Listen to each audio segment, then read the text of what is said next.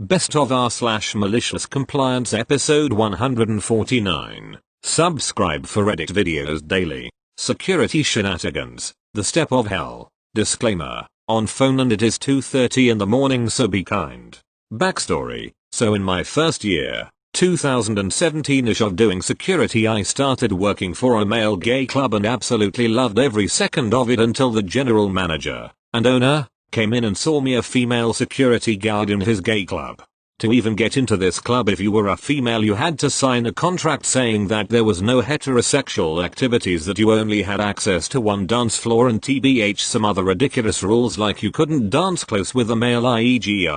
industrial on him act. Being from a large LGBTQI family, I had a great time working there, did my job decently, enjoyed new connections, and even saw my dad making out with a dude. My eyes never recovered. Not that in unsupportive, but there's boundaries. He started making special rules up like, after shift you can't have a knockoffs, which is fine, some venues are different to others and I am not a huge drinker, but after 7 hours of some of the stuff we have to put up with, a drink deaths helps to relax you for bed. But then I started to realize that these rules only applied to me. Then one day he made a rule that females could only be in a static position. Again I copped it, said okay cool, can do. Still dealt with situations when they came up. Until he said your job is to stand on this step, don't move from this step, if you need help radio one of the boys. This is where my MC kicked in. For 7 hours I didn't move from that step. I didn't break up the fight that happened right in front of me. Instead it called for the boys on my faulty radio and watched the show. The drunk guy passed out violating their liquor license, sat there for 2 hours whilst the rover never saw him. I even fell because the step once BC was that narrow, but I kept one foot on that step.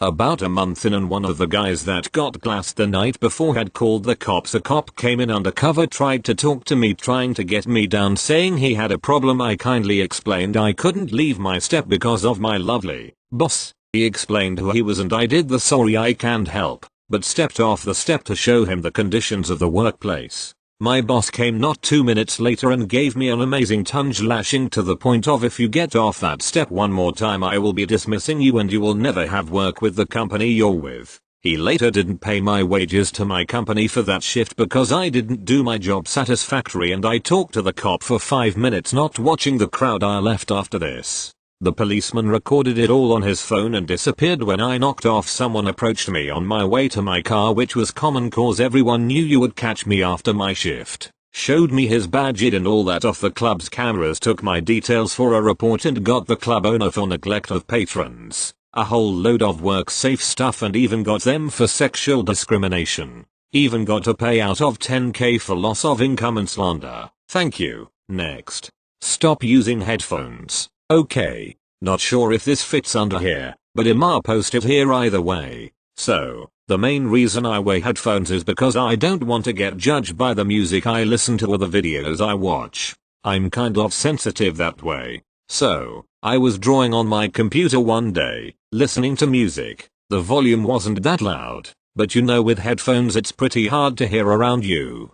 So, I was drawing, then I thought I heard something weird go on with the beat or a lyric. I just shrugged it off. A couple minutes later, my mom burst into my room, without knocking, and started screaming at me. I hurriedly paused my music and turned to her, confused but mainly annoyed at her because she didn't bother giving me a warning. So I asked her, can't you bother knocking first? I probably shouldn't have yelled this, as this kind of set her off more. Mom, I was calling you for like 5 minutes. Turn the volume down on those headphones. Note that on my computer, the volume was set to around 4 or 6, so it wasn't really that loud. Me, they are not loud. What do you want? Mom, the neighbor's dog is in the yard again. Go get your father. Me, why don't you go get him? So, me and my mother got into a screaming match that lasted around 10 minutes. It ended with her storming out of my room and saying don't use those headphones anymore. And she slammed the door shut. Now, I love headphones. And I'm sure a lot of you guys do as well. Her saying this made me pretty pissed. I was originally going to put the headphones back on and not obey her when an idea popped up. She didn't want me wearing headphones? Well, of course, mother. So about an hour after our argument, everything seemed to calm down. I put all my headphones in a drawer and looked on YouTube for a song to play. When I found a God song I really liked, I turned the volume all the way up and clicked play. https://www.youtube.com/watch v equals jatosx1cy and list equals plmdm3ongtbkvtdx8 retops1qv0uihb and index equals 73. Music blasted through my speakers and my mother sure as hell heard it. After about a minute in, my mother burst into my room again without knocking, and screamed at me to turn the music off. I stopped the music, turned to her with a smug look on my face and said, "You said no headphones. I'm not using headphones, so what's the big deal?" After that, I got my headphone privileges back. My ears did hurt while the song was playing, but it was worth it. Thank you. Next. Accidental $40k bonus. Maybe this fits here. I have a former boss who used to be a youth pastor. He clashed with the head pastor over a number of things. The one I can remember was telling the boss and the staff that copying Miz software was stealing, back before Miz had install keys on everything. He finally brought up too many things to the board of trustees or whatever, and was fired in one swift move. No notice, get a box. He couldn't get a final check out of them, because something like they had a big admin shift and everyone thought it was someone else's job to check, or something. He went to the labor board finally, and had a conversation something like, "So tell me about this job. I run Sunday activities. Weekdays I plan activities, make calls, kids visit me, I fill other duties during the week. Summers there are camps, in-house day camps, overnighters, beach days, etc. So were there days you worked more than 8 hours, in the summers?" "So many. But that's the job. I knew that when I took it. You don't seem to understand that your hourly rate doesn't qualify your employer to count you as salaried. You're owed overtime for all of these extra hours all those years. So by doing things the correct way he got an extra $40k from the employer. Thank you." Next. Can't have hair past my shoulders? Okay. This isn't my story, but my dad's. Growing up my grandma had this one rule for hair for her boys. You can't have it touching your shoulders. So what did my dad do? He grew it to his shoulders, then started putting it up into a mohawk. His mom didn't complain and neither did he, because the girls at his school would love to touch his hair and braid it. He had to shave it off as he was in swim and some district championship was coming up, but he always credits it to being the best week of his high school career. Edit. Wow, I actually didn't think this would blow up. I'll go tell my dad that internet strangers liked his late 80s mohawk compliance just as much as he did. Thank you. Next. PetSmart MC. So last time I bought pet food I got given a coupon at the store to get 10% off my next purchase by a certain date. Since pet food costs me hundreds of dollars each trip, this was worth using.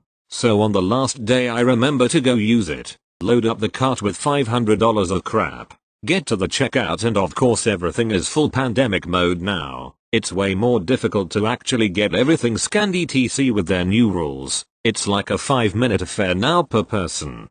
So after all that I hand the cashier the coupon and she says this is for online pickup orders only. I'm like, are you kidding me? So I told her if I'll even go order everything for pickup from my car then they'll honor it. So I go to my car, call the store, say their website isn't working, I'd like to place an order for pickup. Sure, what would you like? I'd like the cart full of stuff I left at the front. I'll be in a minute to pay. Got 'em. Worth it for $50. Thank you. Next. Don't want to expedite fixing your mistake? Cool. Free phone for me. This happened many years ago, but the memory was prompted by another post here today. In late 2008, AT&T sold refurbished iPhones for cheap just in time for the holiday season. I'd heard they'd be doing this a few months ahead of time, so I saved some money to get myself one. The rest of the story will highlight my fiscal irresponsibility, so I'll make the disclaimer here that I was a dumb kid yada yada yada. The caveat was that you had to pay in full, but the phone was only $350-ish. So my phone ships and the money leaves my bank account. I had maybe $50 left in my account at the time, but my next check would be in a week later, plus Christmas money was coming from family soon after, so not too big a deal. Until the day my phone arrives there's a second charge for a second phone. I contact AT&T about it, but there's nothing they can do until I get the phone and ship it back to them, and only if they receive it in exact same condition will they refund my money, and only a week after they get it. Here I am now with this pending transaction, a second phone en route, and staring down overdraft fees I can't really afford. Second phone arrives, call AT&T to see if I could just drop it off at a local store and get my money back. No go.